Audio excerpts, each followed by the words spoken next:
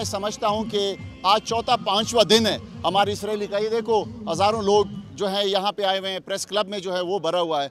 तो ये देखिए, ये मेरे ख्याल में हमारे इन शुरका में, हमारे इन कबाइल में जो है बेचैनी और बढ़ रही है। और मेरी ये गुजारिश है आपकी तवस्सुत से कि हमारे इस मैटर को सीरियसली लिया जाए। कौन सा इतना कोई रॉकेट साइंस, इतनी कोई मुश्किल चीज़ है? बड़ा सिंपल मुतालबा है, सूबाई इलेक्शन का ऐलान किया जाए जनरल इलेक्शन के साथ या उसके आगे पीछे कुछ दिनों तक।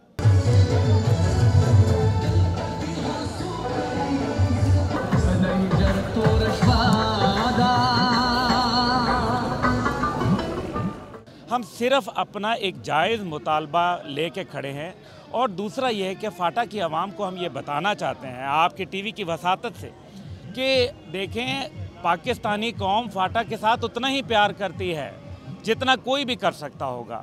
उनको आपने गैरों का सलूक न करें, इससे महरूमियाँ जो हैं वो बढ़ेंगी और उससे जो है फिर मज़ीद लोगों के दिल के अंदर कदूरतें जो है वो उभरेंगी। जब आपको पॉलिटिकल हुकूक ही नहीं मिले तो आप कौन सा मर्जर, किस टाइप का मर्जर? खाली बस बराए नाम मर्जर।